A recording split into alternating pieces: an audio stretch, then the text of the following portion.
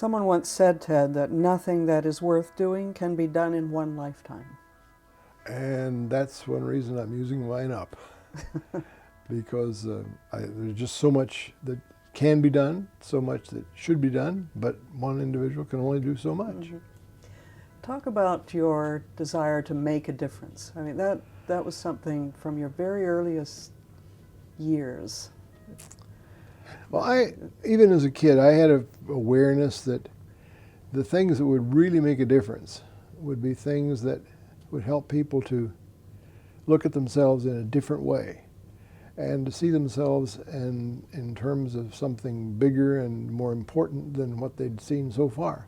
I think I've done that pretty well in my teaching and my career, and it's certainly what I've aspired to, because I don't think that any of us in our early times really understand the largeness of what the human being is capable of. Your values, the values that have shaped your life, were also formed very early, and they have contributed to this desire to make a difference. My mother was a teacher, and she was, I think, very convinced that being a teacher is a very valid career, and she encouraged me in it. My father was a merchant. He was the son of a farmer, and a very successful farmer in central Illinois. And my father was the seventh of their children, and it was a Scottish Presbyterian family with a great deal of commitment to the values that you would say are essentially Christian. And he was living in such a way that he could count on his life counting too. And I guess it was my father's capacity to do things that were clever, creative, and constructive that served as a kind of a motivation value framework for me. And my mother's, I'll never forget, at the kitchen sink, because my brother and I would always wipe dishes. And we, at the kitchen sink, were given all kinds of help from Mother, who was very, very committed to a honest, moral living. And she just impressed upon us how important it was to be faithful to the things we really understood and believed. And she enlarged our vision of ourselves in dramatic ways. And I would have to give my parents a lot of credit for whatever I may have become or avoided in life. And so those are the things that come to me as the strongest concerns from childhood. I was raised during the war, and the Second World War. And I was old enough to have, well, I carry a draft card to this day just as a kind of memento, because I was, in fact, one of the last of the people to be conscripted, as it were. But because of my various mental and physical health problems, I was disqualified. So I'm still today carrying my 4F card, and I carry that as a kind of a pride badge of honor, because my view of being worthwhile included being capable of doing whatever was necessary, whatever was important, whatever called upon me to take my capacities and put them to work in the greatest form. As a kid, a little kid, and the war lasted such a good long while that I kind of grew up in it. I'll never forget, in the earliest years, even before we got into the war, there was a great deal of preoccupation in our neighborhood with things military. And we had a front porch with a screened porch. It was nice in Florida. And the little kids in the neighborhood would gather, because I would gather them deliberately and go around the neighborhood and say, we're going to have an aviation meeting in tomorrow morning. And everybody would gather for the aviation meeting. And this is my first awareness that I really had a kind of a bent toward teaching, because I would get these kids on the porch and I would put them in little rows and lines, and 7, 8 kids, and I would teach them about airplanes. And I knew more about airplanes than anybody in the neighborhood, I suspect. And I taught aviation to those 5, 6, 7, 8-year-old kids in such a way that I became very aware that being a teacher for me was largely a matter of copying the things that I had seen other teachers do. Sunday school teachers and my primary school teachers, and by that time up into the later later primary years. And I became very aware that what I was doing when I was teaching was basically telling people things. And I would tell them about this, why you do that, what the fuselage of the airplane is, what the empennage is, what the ailerons are for. And I did the whole vocabulary thing. And I usually pronounced it fairly precisely and fairly correctly. And the kids in the neighborhood were always very impressed, and they were learning things. And one day it occurred to me, I said, you know, this is really a strange thing that's happening here, because these kids are getting a lot of stuff that they can talk about, but I wonder if they really understand what goes on in aviation, in an airplane. So I says to myself, I think I will demonstrate something. And I took a piece of paper that I'd prepared for this particular morning, and I brought the piece of paper out. I brought one today. And I took this piece of paper and I folded an airplane. And the airplane that I folded looked something like this. And of course, being a child of the paperclip era, I put a paperclip right here to hold it together. And there was the airplane. Now I said, let me show you something. If you turn this up or turn this down or do either or both, that airplane will spin as it flies. And the kids just looked absolutely nonplussed. I said, I want you to try that. I want you to fold that up. I want you to fold the other one down. And I kind of demonstrated like that, you know. I said, don't worry about how accurately or cleanly it is. Just get it like that, and then give it a toss. And sure enough, we had a whole porch full of kids throwing these planes that were spinning. I said, that's what happens in an airplane when something goes wrong with the wing. Or when the ailerons are used, the plane will rotate in a direction because air is coming past it and pushing the airplane down at that point and up at this point. And kids would brighten up and they say, sure, it's exactly what's happening. And I discovered then that the real approach to teaching that was going to be important for me was to get people involved in doing things and coming away with some kind of an insight created by what they had discovered by manipulating something real. Well, that particular mode of teaching has been with me all my life. And I've just found more and more ways to make that work and things to do with people so that that can be their mode of learning and my mode of teaching. So people say to me, you know, Ted, I don't understand your teaching because all you do is get up there and play around. I say, yeah, lots of luck. But that's what it's all about. It's about playing around with the realities of life so that you can get an insight, get an understanding of what's going on and be able to talk about it. That's, to me, what teaching is about. I learned that as a 7, 8, 9, 10-year-old kid. And that was my first teaching demonstration. I've never left it. One point you said these years were formative also in understanding the meaning of teaching as control, learning as acquisition, or understanding why that was a problem. Well, this was really the origin of my preoccupation with what's wrong with what we do in schools. And I think I went all the way through my schooling career as an outstanding student by anybody's outside judgment and by evidences of my grades and all the accolades of the teachers. And yet I was so frustrated and so critical of what was happening to me because I knew jolly well that what was going on was that as people were teaching me, they were bringing me more and more under control. And it became harder and harder for me to hold the control and to stay involved in it. And by the time I got off to college, this was really an obsession. And consequently, when I went to college and I said, I'm going to get out of here as fast as I can. And from the first year, I struggled like crazy and did get out of there. In 3 years, I did a 4-year program, 4.5-year program actually, in 3 years and a half.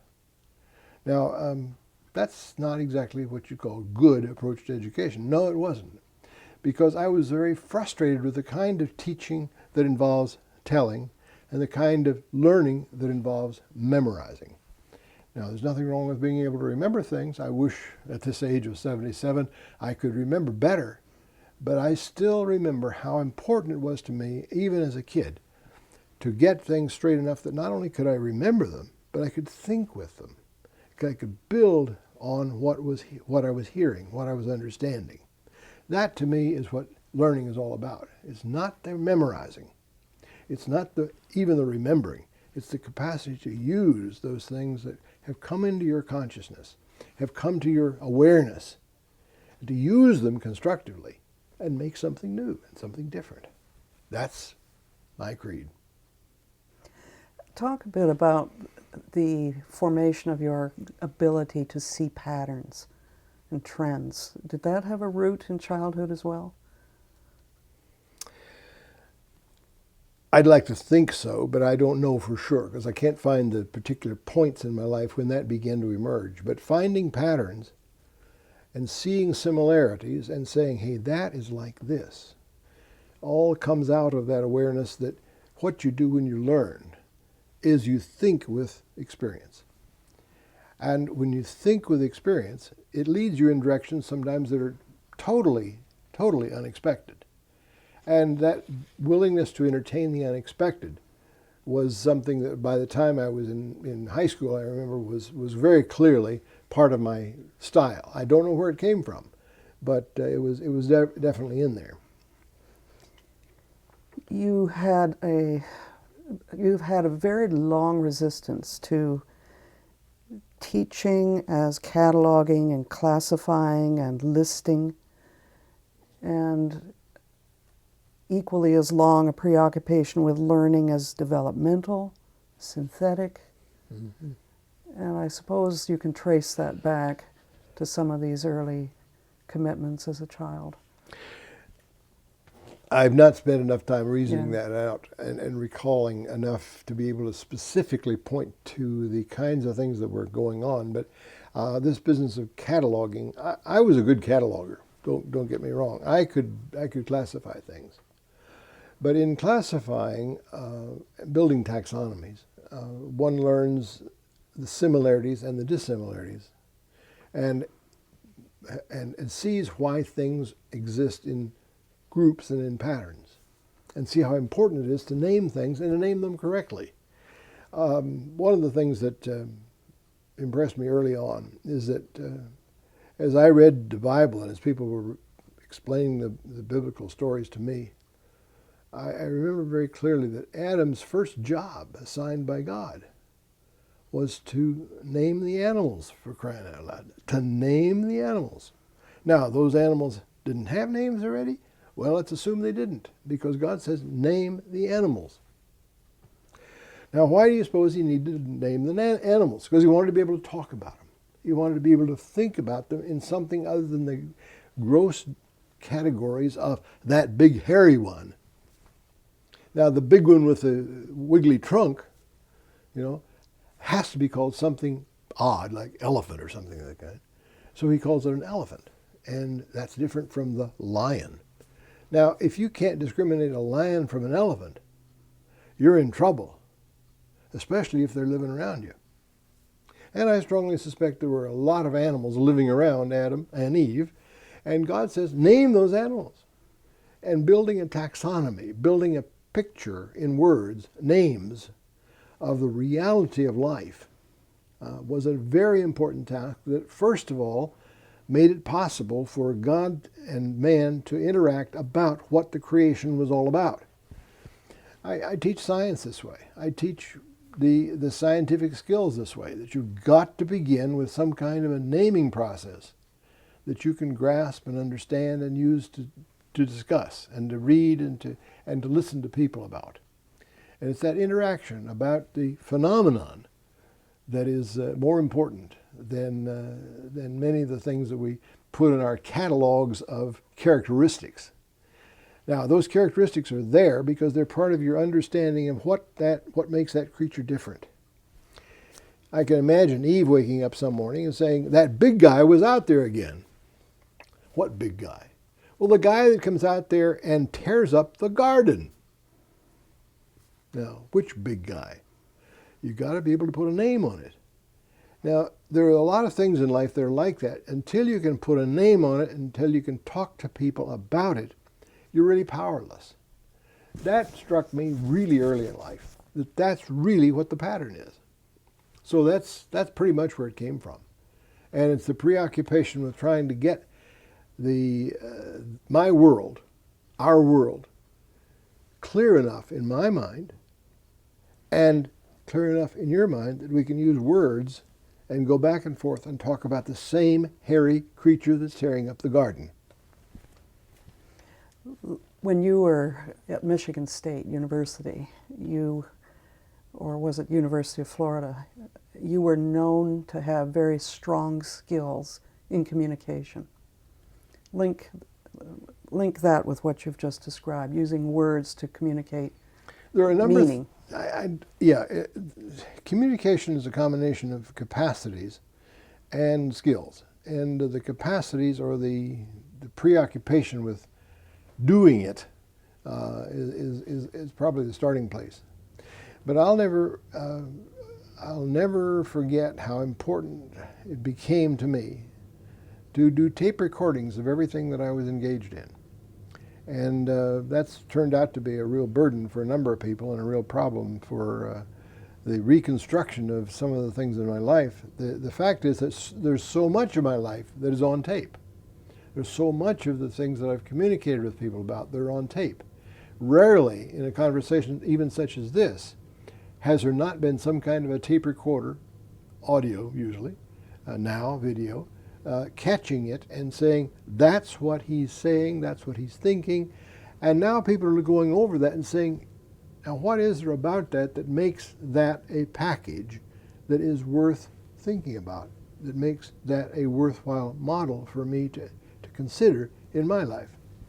And I began it out of necessity to slow down and clear up my enunciation. Started very simply. Now, I was a musician, so the sound of things and how one communicates in sound was very important to me, even as a child. And I'm thankful for my musical background, which, by the way, my mother helped me with, because she was a singer. She was on her way to being a lyric soprano with some competency, and she got married instead. And like so many gals in that period, you got to make a choice. So she made a choice, and she was a mother.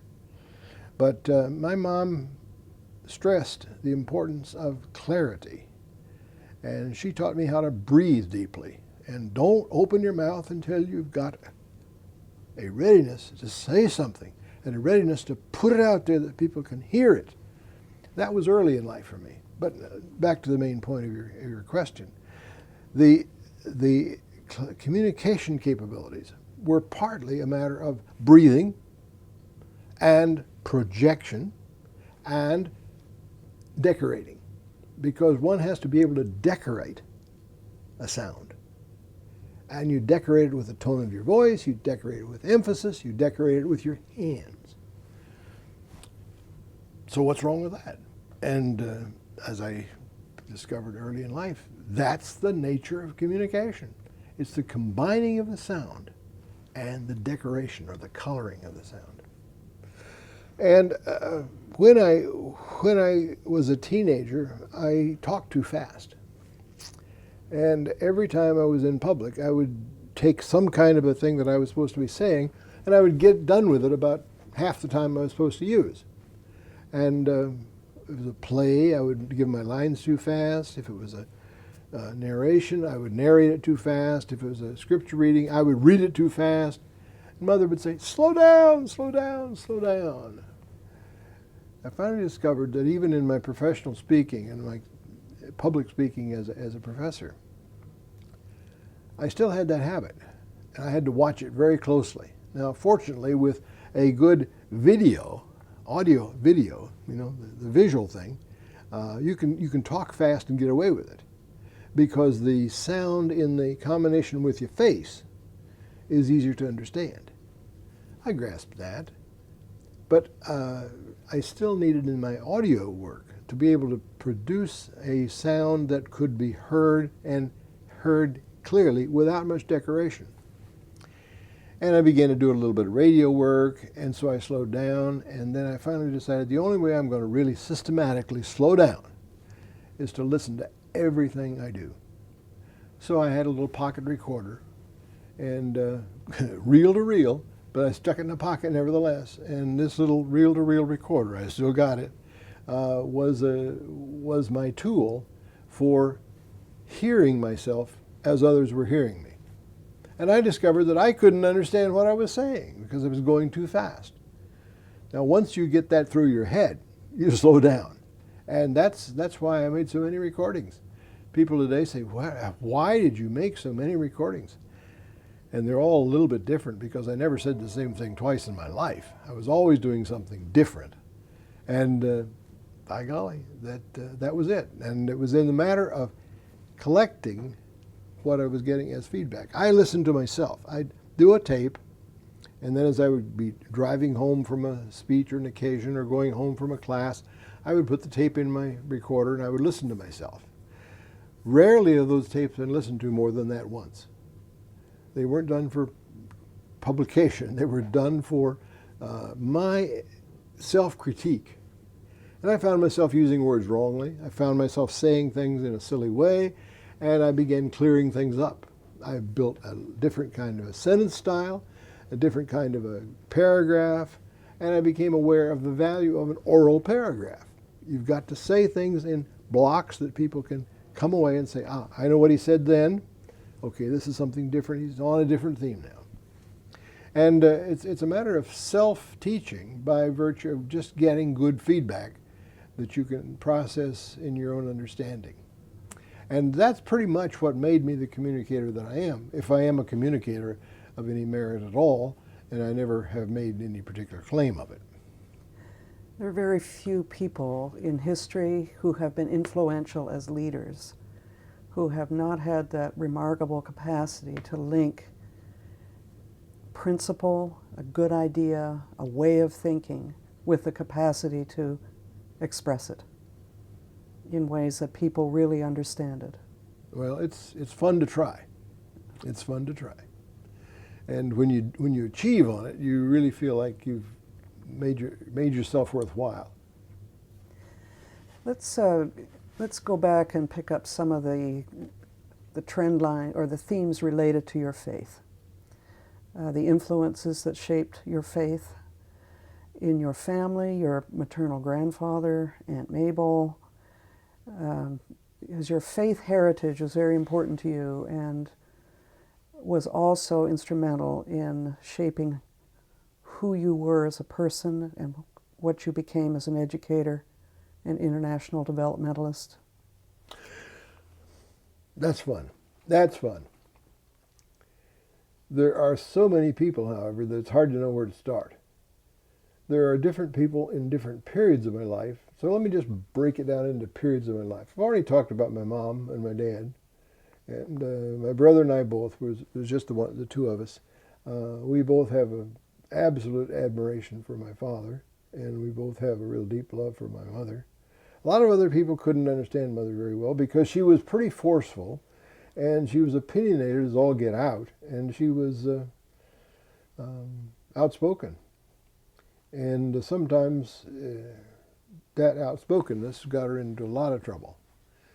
But she was a pretty remarkable person. So that's clearly part of the starting point. In fact, when people talk about where do you learn your values, it's just incredible for me to think about learning a value system apart from parents. I just don't grasp it. How can you do that? How can it be done? Teachers can't do it for you. Teachers can only reinforce whatever's already been planted there. In my own experience, when my folks were not yet very fervent about their Christianity, there was an experience in our little community, a little rural South community, where a number of folks from the North were coming to retire. And one of the people that we ran into in our church, as a person that became very close to our family, to the point where we all referred to her as Aunt Mabel. Now, Aunt Mabel had been a missionary in China until the Nanking experience and the Japanese invasion of China had resulted in some real hardships for all the people that she was dealing with. And it became apparent that she was going to have to leave China. And she spent a number of years, a number of months anyway, under a porch in a house, a little simple Chinese house in Nanjing, where her friends were and her Chinese friends, and they fed her and kept her alive. And then ultimately she escaped and came out on the last ship out of China as the Japanese moved in. And dear Aunt Mabel had been in China for many years. She went out in the early part of the century, and she was from Rochester, New York. And when she retired, when she came back from China, she was in bad health, and she came to our little town in Florida and kind of lived out her life. And at the very end of it all, we were so close that we all lived together, and Aunt Mabel became a very important part of our family. Now, I bring that on the scene simply because you've got to understand Aunt Mabel to get this piece. One of the things Aunt Mabel was good at, really good at, was telling Bible stories. And she could take the simplest piece of scripture and turn it into a story, and usually illustrate it with all sorts of events and experiences in her life in China as a missionary. And she could tell Bible stories in such a way that little kids, little boys, my brother and I, could hear these stories and say, "This is fun. This is fun." So our theological understanding matured out of a framework of experiencing Aunt Mabel's stories, but experiencing them as fun. I'll never forget that. Because theology too often is not fun, the way it's approached in the typical academic environment. But Aunt Mabel knew how to make it fun. And my little brother and I would hear Aunt Mabel tell these stories, and it was like travelogues. And she would tell about when she was in Shanghai, and she would talk about the people with the rickshaws, and she'd talk about getting off the riverboat and going to the shore and picking up a rickshaw driver and negotiating the purchase on this trip. And she would take a little short trip and go to the group of Christians that she was meeting with. But she was a storyteller. Now, she was what the Chinese called in that period the Bible women. And the Bible women of the missionary era were really the way the gospel spread in China.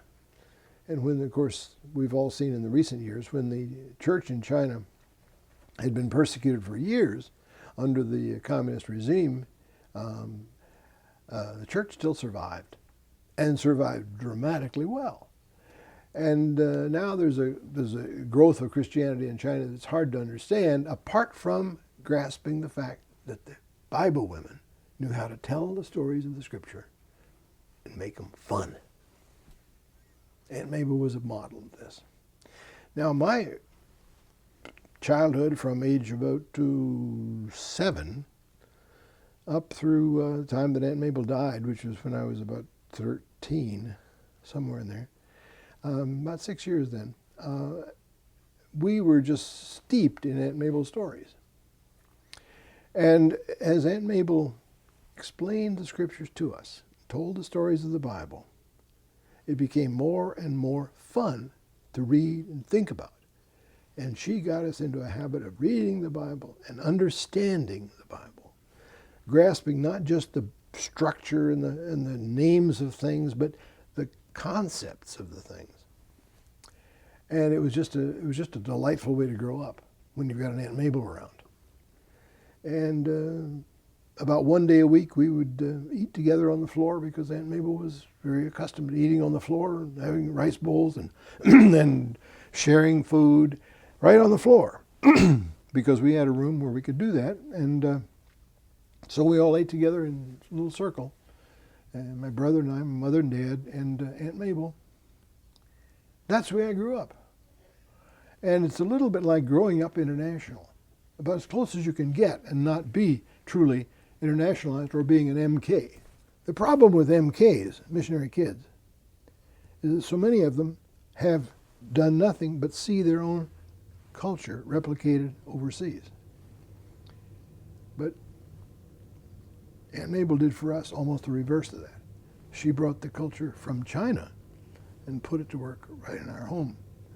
And it was that capacity to see the difference between those two models that I think made my interest in mission so strong.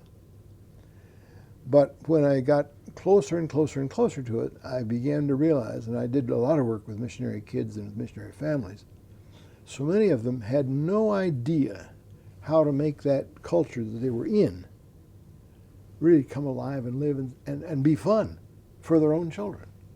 And the tragedy of so many missionary young people, missionary children, is that they grow up without a consciousness, without a sense, without a real feeling for the local culture. And they remain remote from it, and their parents are remote from it. So missionaries do their contacting, but they do them by reaching out in such a way that they really aren't getting hold of things. Well, that's critical, but it's still a problem. Link that to your later interests when you talk to college students, mostly in Bible colleges, Bible institutes, Christian universities.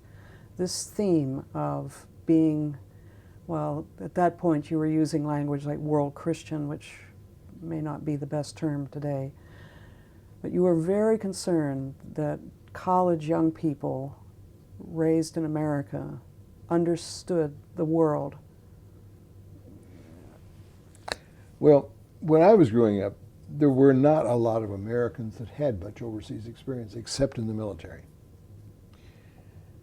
But having seen so many of the guys just a little older than myself, going into Europe, going into Africa, or not Africa, but into Asia, and going overseas and then coming home and telling their stories, coming back on furloughs and telling their stories, I became aware that there was a great gap between the American perspective on life and that of so much of the rest of the world, even European views.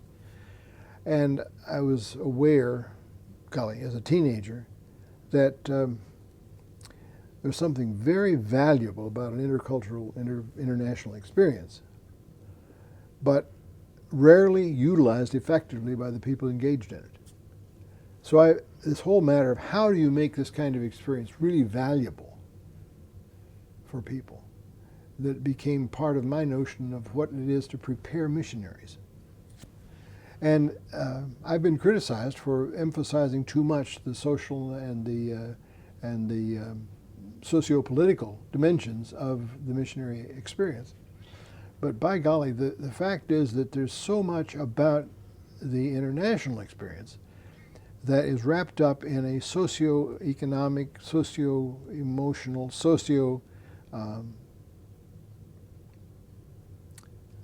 historical view, that if you don't understand the history of a people, if you don't understand how they got the way they are, you can't possibly hope to make much impact on the lives that they're living.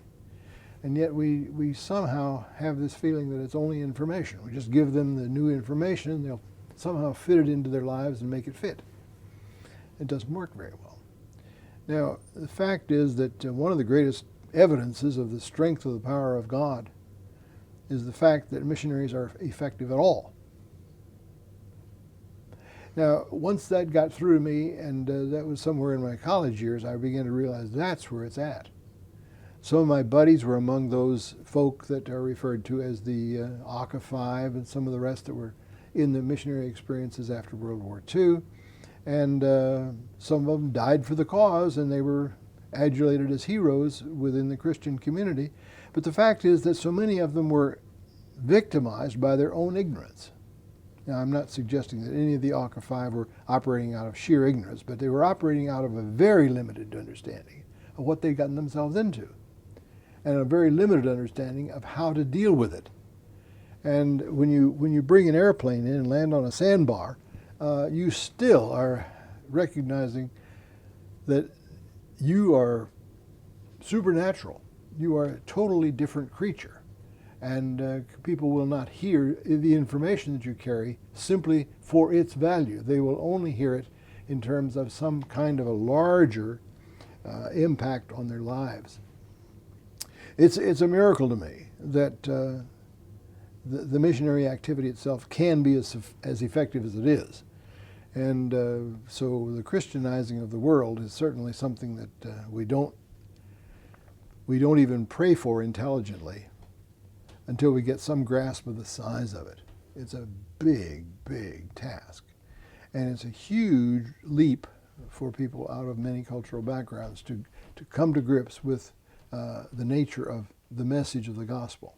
Well, that's kind of where I'm coming from. And as a professor of missions at a theological seminary, that may sound a little weird and a little bit strange, but that's kind of where I'm coming from. And that's one reason why some of my colleagues have a very difficult time professionally understanding where I'm coming from, because it's somewhat different from the classical view of how you communicate missions and how you communicate the spread of the gospel to people that are in the educational process. So these are the things that have sensitized me to culture and made me aware that until we really get people in tune with culture and do the experiences of a culture, we're not going to get very far with the understandings and the implementation of the gospel. Talk a bit about how that worked into your development of the 2 PhD programs when you went to Trinity. PhD in Intercultural Studies, the PhD in Educational Studies. You were very adamant that the emphases, intercultural studies and education, had to be together. They had to be seen as an entity. Right. Well, this is something that I guess I died trying. Because I'm not there anymore, and many of the things that I most fervently hoped for have not come to pass. But then, on the other hand, the marks have been left. So I'm not despairing. But let's put it this way: in my own experience as an educator, the cultural frame in which people live, how they think, how they understand, affects my students. And I can't help them very far to get beyond that until they grasp what's made them what they are. You've got to get people to look back, look around, ask, who am I and how did I get this way? Then if that's beginning to happen, you're ready to say, okay, where does that take you? Where do you go with that? What do you want to do with that? What difference would it make in the lives of others if you weren't there? That's really the educator's task, to grasp those things and think about those things and to help students understand those things, help the learners understand those things. And that's exactly what missions is all about. So to me, the mission task is essentially an educational task. And you can't understand the mission task of the church apart from understanding the educational task. At least I don't think you can. And so that's part of the background there. The rest of the background, I think, it comes out of the fact that when people are learning things deliberately, they're usually submitting themselves to a control framework called a school. And that control framework affects not just what's going on in their heads, but it's affecting their whole social being, the way they behave, the way they live, the way they understand life. And when those understandings are warped in some way or limited in some way, it's going to be very hard for them to move on out beyond that. In fact, I think schooling can set more problems in front of people than it can release them from. Schooling is built on a paradigm of control and built on a paradigm of information and information passing. I won't even call it communicating because it's not necessarily effective communication. The people aren't really being asked to learn things in a communicative environment. They're being asked to understand things and hear things and remember things in a frame of reference that really is so close to rote. That memorizing, that capacity to regurgitate, that capacity to feed back has become an obsession and has become a religious fetish in so many cases. That is not Christian. And when we make that sort of thing Christian, we've distorted the gospel. The essence of the Christian faith is that which begins at this very foundation from a work of God influencing and affecting a life of a person. And that affecting occurs not simply because of information. It comes because of an experience that we would say is a spiritual experience. Now, I'm way off the subject, but to me, this is a train of thought that bears looking into. I'd like to take you back a bit to the missions piece of your life. And if you can, without necessarily going into great detail with regard to each incident, I'd like you to tie 4 things together for me, and to try and do it also giving some sense of the emotion or the feeling or the heart that's involved in it. And the one thing was, as a child, doing the evangelistic campaign in your town. Okay. The other... You want what I call the Sammy Longbottom story. Go ahead. And the other, it was your interest, and I don't know the age you were, but your desire to go to the Mediterranean so you could walk where Paul walked, and that interest. Then France and the aborted missionary enterprise there. And then when you were at Michigan State, Will Norton and Philip Armstrong bringing you back into missions. Good. Can you tie those together? I can, with a little twist in the sequence there. Okay. Let's start with the Sammy Longbottom story. Sammy Longbottom, Samuel Longbottom.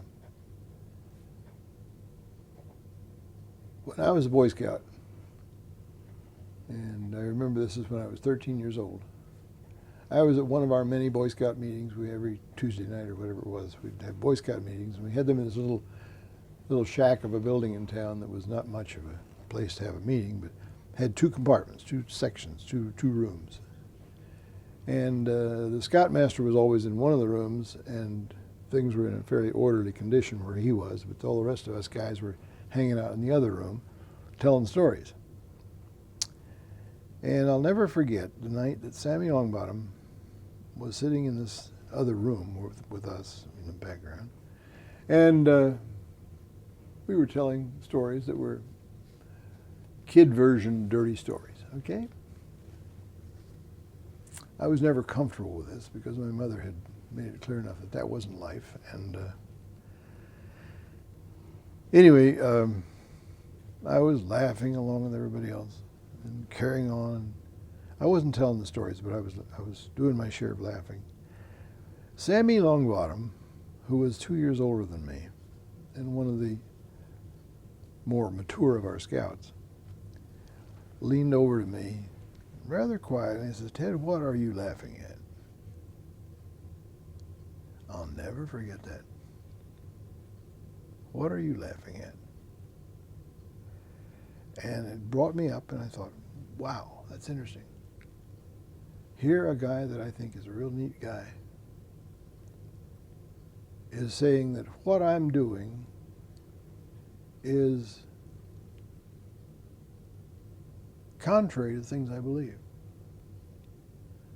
And he's hearing that contrariness simply because he's alert to the fact that I'm amused by the same things that these guys are amused by. Sammy's not amused. Tid, what are you laughing at? Now that little brief sermon has stuck with me for 65 years. And I readily tell it, Sammy Longbottom changed my life.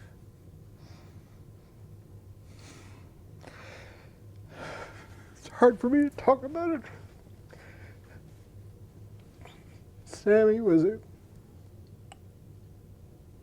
really marvelous guy. He ultimately became a seminary graduate and went to the mission field and was a missionary to Vietnam. And ultimately, after the Vietnam War, he became a missionary, relocated into Hong Kong and then into China.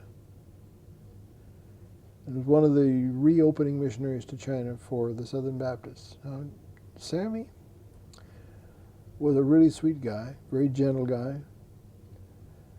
and he provided a role model for me that was so much an influence on my life.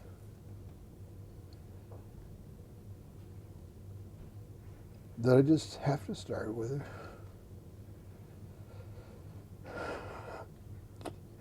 I'm going to break any A special moment of prayer to God, thanking God for Sammy Longbottom.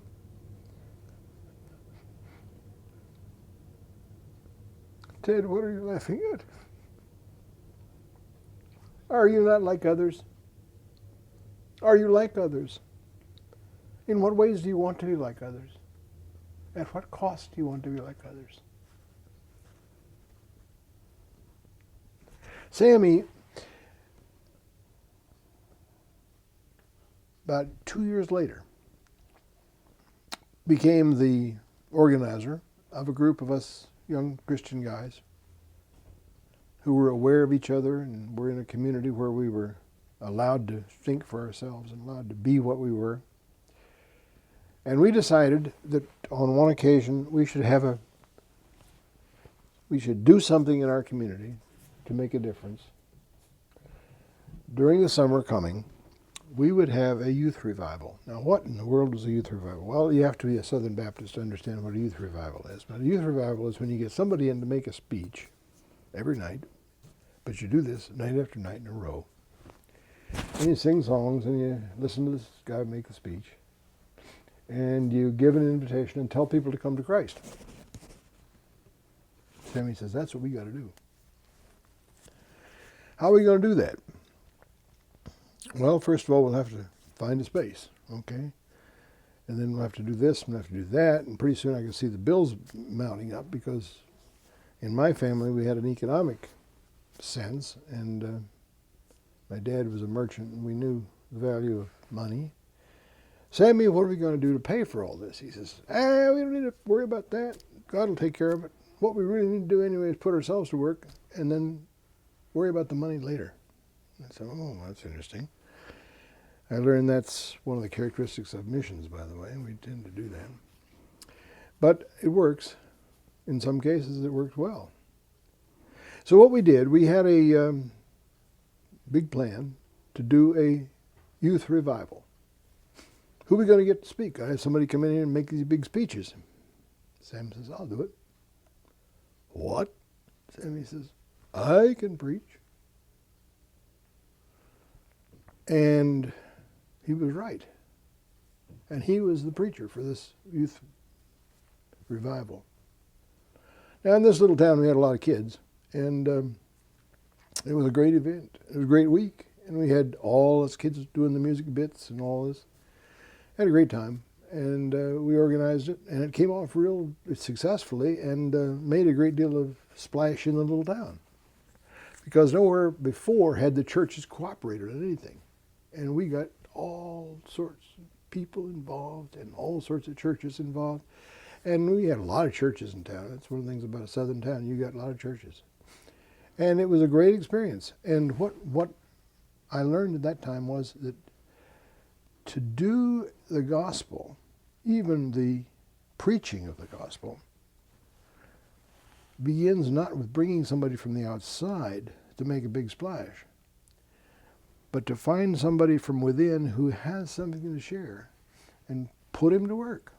That's exactly what happened. And it was a very, very good event, very important event in my life. Now that's the Samuel Longbottom story. Chapter 1 and chapter 2 of the Samuel Longbottom story.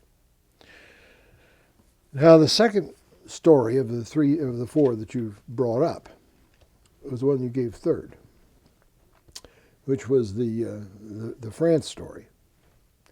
And the France story comes out of the fact that not many years after that, I'm in Wheaton College, and everybody in Wheaton College is very influenced by the fact that a lot of the people from Wheaton College were in the mission field, and they were part of what was reopening the mission world, because the missionary world had been shut down largely by World War II, and missionaries had to come home, and the churches were getting reorganized to support missions and so forth and so on.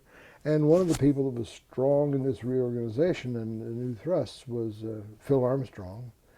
And Phil Armstrong in Asia, and then several of the missionary execs in Europe became very significant, because Europe was regarded as a kind of a wasteland.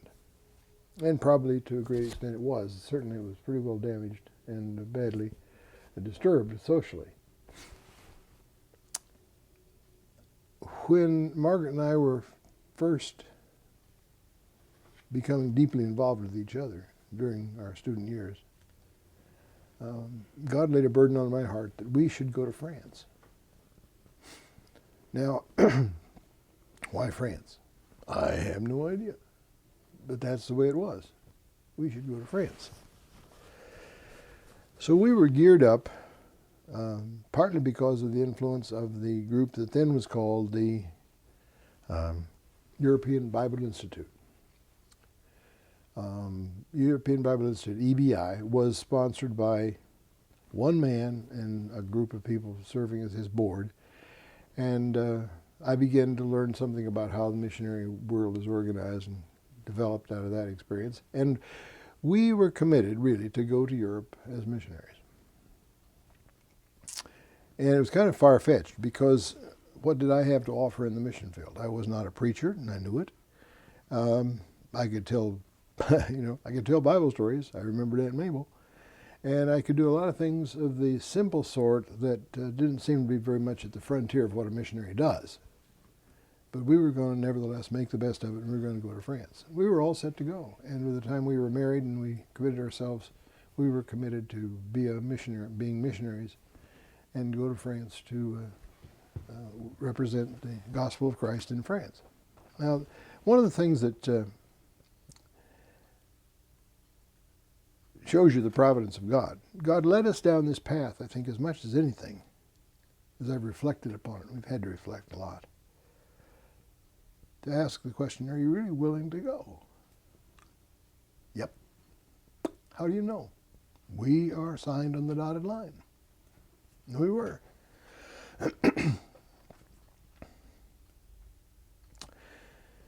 And then some circumstances came up that are complicated, and I don't want to get into in much detail, but it was sufficient to turn us away from that motive, but not because we rejected the motive, but because we saw other kinds of possibilities of what God really wanted us to do. And we say, well, can't God make up his mind? What is this?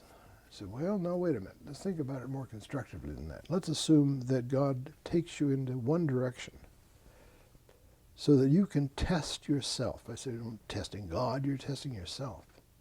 And God is testing you to see about your willingness, to determine the depth of your commitment. And then God says at one point, I've got something different. I want you to go that way, but I want you to go beyond that. And it was at that point that I realized that what really was coming up in my life was a shift away from the direction I'd been headed into a much more elaborate direction, a much more complex direction, as a professor. And so we abandoned our efforts toward France. And I was teaching at that time at Wheaton Academy, the high school branch of the college. And we left that post and went to graduate school at the University of Florida. Now, Florida is my home state, and this is back in the days when in-state people could get almost zero cost education if they went to their state universities. So in order to save the money and in order to make it work, we went to the University of Florida, and we'd been warned by all the folk in Wheaton that you've got to avoid the big universities, and especially the state universities. It'll take you away from your commitment to the gospel and all that stuff. And so we said, well, we'll see about that. We'll see about that.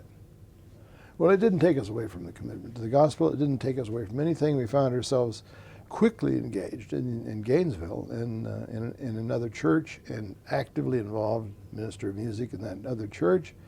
And we were getting along famously, and through that experience we came up against professors that didn't know Christ.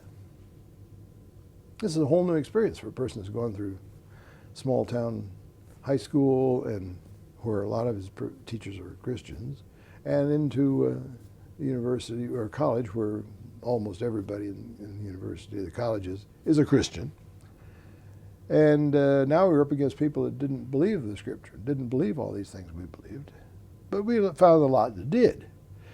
In fact, some of my experiences there at the University of Florida were just absolutely mind-numbing in terms of the impact of discovering that God's got some very interesting people lurking in very interesting spots, standing by to help. All you got to do is just say, hey, I want to get on with this. Is there some way we can get on with this? And I found out that one of the greatest behaviors of a Christian is what I came to know as Durance's watchword. Charlie Durance was the dean of students in the College of Education, where I was at that time. I decided that we'd move away from music and move toward the teacher education field. And Charlie Durance was a deeply spiritual man. I didn't know this at the time, but I learned it quickly. In fact, he's the first faculty person that I saw at the University of Florida. And he was the person that I was dealing with when I came on the scene to enroll. And that dear man, Charlie Durance, was saying to me, it's too late. You didn't have your application papers in time.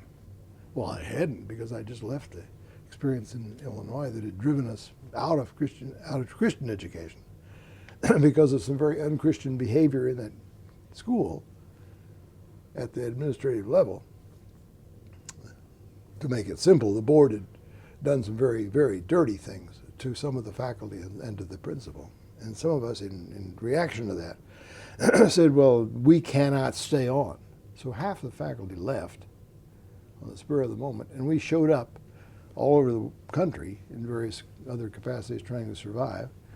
And Margaret and I showed up at the University of Florida, and Charlie Durance says, it's too late.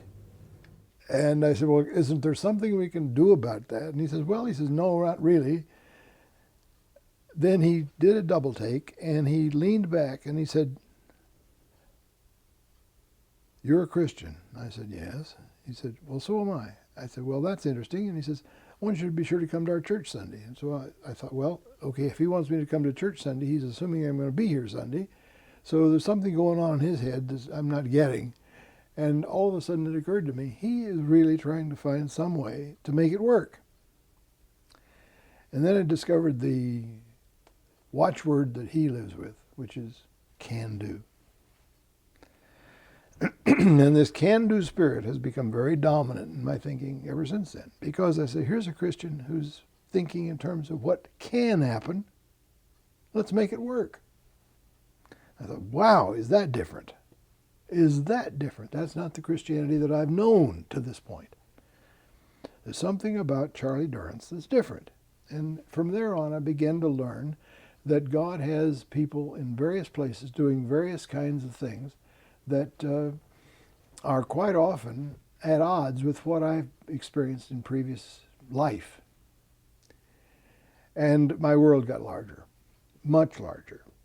Now, through the whole University of Florida experience, my teachers, my professors there, and my understandings just grew hugely.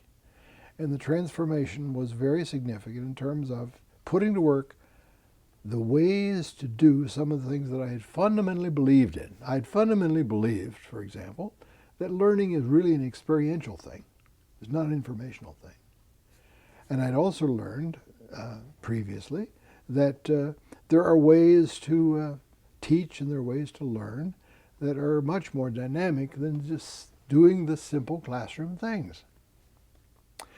And I was invited at the University of Florida years later. We stuck on there for a while and became a faculty member at the University of Florida. And my dean said to me, he says, we've had an invitation from one of the state superintendents, one of the best superintendents in the state, Duval County. We've had an invitation to see if we can reorganize our teacher education program and put it in their context rather than ours. I said, oh, wow, in the context of real schools. And so that was Kim Wiles. And Kim Wiles was very creative. And Kim said to me, would you like to go to Orlando, would you like to go to Jacksonville and talk this through with the people in the schools there and see what can be done of that? I said, yes, I would love to do that. Well, it turned out that we were ultimately invited by Duval County as a university to come in and do our teacher education program in Jacksonville for a group of our students experimentally. And I was asked by the dean to coordinate that. Well, now this wasn't convenient. One of the things about working off campus and away from campus is that it's not convenient. Now my family was back with two little kids in Gainesville, but I went over there and I worked in the schools for several weeks and ultimately got a lifestyle pattern that was in and out of Jacksonville, back to Gainesville, back to Jacksonville. And I started the first teacher education program away from campus that the University of Florida had ever done. They'd had student teaching up to that point, but they'd done it within the local schools and were doing it within their own laboratory school, which made for a very weak experience for these students because they only had a couple hours here and a couple hours there, and then they never really felt the business of being in a school. So that was really a very important experience for me. And it matured into what became my invitation from Michigan State to come up to Michigan State University and do the same thing here at Michigan State on a statewide basis. And Michigan State ultimately put all of its investment in its teacher aid program out in the field, which led then, interestingly enough, to its putting its medical school out in the field. And they built their whole medical school around that same model. So we really feel that somehow the experiences there at Gainesville had led to what became a foundation experience for much larger and more advanced experiences. Well, it never really dawned on me that this would have any bearing at all on my concern for and deep devotion to a missionary career. But all of a sudden it opened up and it did. Phil Armstrong with the Far Eastern Gospel Crusade was also the executive director of the missionary internship program at Farmington, Illinois. And one day he showed up at my office and he says, could you help us think through how we could make our missionary internship experience more realistic and more functional? I said, sure, I'll be glad to do that. So I spent some time with them. And I began little by little to go back from all of these educational experiences back into the missionary context, take the same understandings and the same convictions and the same beliefs and put them to work in reference to the development of missionaries. Well, this one thing led to another, and pretty soon I found myself just as much in the mission world as I was in the professional education world. And then the floodgates opened up. And I had more and more and more missionaries apply to Michigan State for their PhDs. Now that I would never have thought of. How do you make that happen? And ultimately, I guess it's a historical reality that more missionaries who have PhDs did their PhD work with me at our work at Michigan State than with any other place in the country. Far greater number than have ever come out of the Southern Baptist schools and come out of Fuller, come out of Trinity. And what were they coming for? They were coming not for the theological piece of it. They were coming for the experiential piece of it and for the understanding of how one puts all this together, faithful to the gospel, but committed to an experiential view of learning. So I had a lot of this experiences with students there that just was delightful. And sooner or later, it was so well accepted in the university that the standing name for my suite of rooms was the seminary on 5th floor. And that became not only a joke, but a kind of a humorous point, and for me, kind of a satisfaction point. I thought, this is interesting. They're calling this a seminary when all I'm doing is doing good education with Christian students. And when I finally came to my 30 years, which is what you're supposed to get basic retirement eligibility at Michigan State, some things were going on politically in the college and in the university at that time that were very distressing. And I didn't need to leave, but I said, this would be a good time to consider leaving. And heaven knows by that time we'd had all kinds of invitations from this school, that school, the other school, seminaries and Bible institutes and so forth. And I'd always said, thank you, no, but God's put us where we are and we're going to stick with it. And so Margaret and I decided maybe at 30 years would be about enough here. Let's go beyond this. So we looked around, and one of the seminaries that we had always had respect for and were convinced that they knew what was going on was Trinity. So we said, well, we just take that position at Trinity and go over there. Well, there was a very bright dean at that time, and his name was Walt Kaiser. And Walt said, I'd like to have you come and do at Trinity what you did at Michigan State. And I quizzed that out, and it turned out that he was talking about not just behave the way I was behaving at Michigan State, but actually help develop the institution in that direction. So I said, okay, we'll give that a try. Well, it was with some grace and with some difficulty that we made the transition to Michigan State, from Michigan State to Trinity. And it has been a very challenging experience, and one that has helped to stretch me further. And I've enjoyed it. So after the 30 years at Michigan State, there's been pretty close now to 30 years in and around Trinity. And my total of years in professional education has become large enough that it's kind of ridiculous for a 77-year-old person to say that most of my life has been in professorships in major institutions. But that's true. And we still feel that this is all in the hands of God. So it's an interesting thing to see the way the commitment to a missionary career, which grew out of my awareness of Aunt Mabel's worth to Christendom, has grown to the point of becoming a part of the mechanisms by which the missionary careers have been developed for so many people in the world today.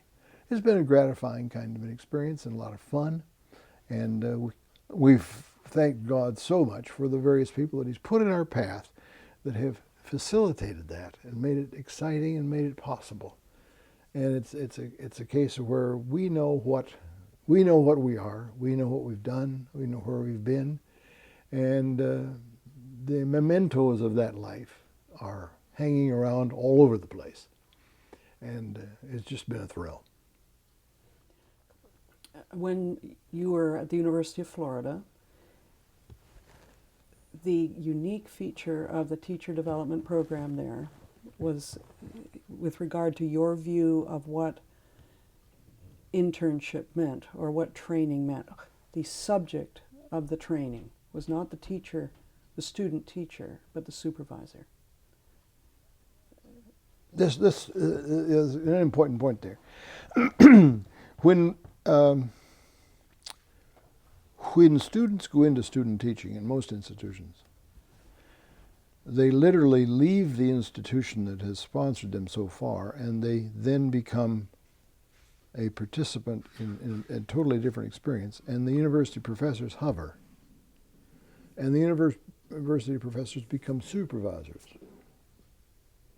And I studied the program at the University of Florida and watched it pretty closely. I had known what it was at Wheaton, and the college supervisor was just never really involved in oversight. Never really involved in any kind of clear relationship. And the program at Wheaton and the program at Michigan State, as it was a pretty clearly divorced kind of a thing. And sometimes students just floundered in it. And if they weren't already ready to do it and do it well, they did it badly, and nobody helped. Because many times the supervising teacher, so-called, which is the local school person that handles this, just doesn't know what's going on, doesn't know how to deal with students, and doesn't know how to effectively mature that experience in their lives so that they really become transformed by it. This is wrong, I said. This is wrong. This is wrong. When I got the challenge from the University of Florida to go out to Duval County, I said, okay, I'll go over to Duval County and do this. But one of the things I'm going to ask of the people in Duval County is give up some time of this student-teacher assignment so that the student teachers can come apart from it and study what's going on in their lives and do a seminar, do a consultation. And it'll be my role to help them see that and spend the time talking with each other about how it's processing. Well, that sounds pretty weird, they said, but if that's what you want to do, we'll go along with it. That's what I want to do, and you'll go along with it? Great. And that's what we did. Well, we're going to have a bunch of teachers that are going to wonder why those students are on those days. I said, well, that's interesting. We're going to take the student teachers away from time to time, 1 day a week. But you know what? We ought to take those supervising teachers away 1 day a week, too. Ooh, that's not good. We can't even do that legally. That'll mean that we leave the teaching in the hands of the student teacher. Say, do it. It'll work. Don't know about that. They were very, very insecure in doing that, but they did it. They did it because I said you ought to do that, because we will help those teachers by getting them together in the collective understand better what it means to do that job well. Oh. And so we had 1 day a week for seminars of the supervisors and 1 day a week for the student teachers, apart from the experiential work in the classroom. Now, the experiential work is the key, but as important is that interaction in the seminar experience for the supervising teachers and for the student teachers away from the context of the experience. Now, experiential learning for many people is simply the matter of getting in and doing the experience. No, that's not the whole story. And somehow, I don't know how it was, because I'd never seen it, I knew that. I knew that that isn't enough. It's not just the experience, but it's the time of contemplating the experience and reacting to the experience, and interacting with each other. And that's where I learned the value of the consultation. I still believe it. I still believe that you've got experienced people who, in coming together apart from that work, in a different context, in a different location, can do more maturing and more learning and take that back, and they're more strong, they're more competent, they're more effective in their classroom work. And that's exactly what happened. And that's exactly the way I've approached the whole business of training teachers, training missionaries, doing the development of people. And why that can't happen in ministry education, I still cannot understand. But people are reluctant to try it because it doesn't seem right. They're too preoccupied with passing along information. They're not really interested in helping people digest, reflect, react to the experiences that they're having in ministry. But we're working on it. Now what I'm working on is the programs of educating ministers in the context of churches, and trying to help to find the ways to bring them together and interact about this experience. This might be a good point, a good place for you to talk about, even linguistically. You try to think about things differently. You talked about thinking about the development of the minister, the development of the teacher, and the process you used created a difference in a system. But there's also a habit you have of using even linguistics to help you think differently. Well, it's like the word paradigm. Paradigm is a word that it took me a long while to get used to because it was not popular 20 years ago, 25 years ago. And it's very popular today because some people have written well on it. But paradigm is a very, very useful word.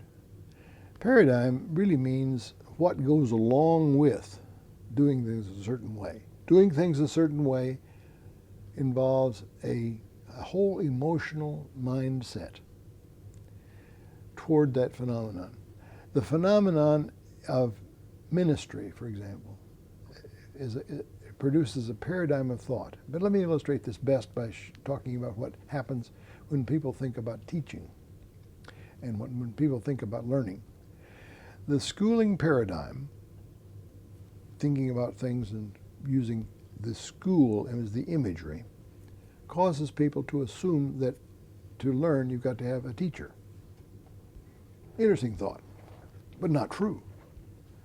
You don't have to have a teacher, but you do have to have an experience. So experience really is more important than the teacher. But on the other hand, the teacher, if the teacher is a facilitating teacher, will make that experience more meaningful.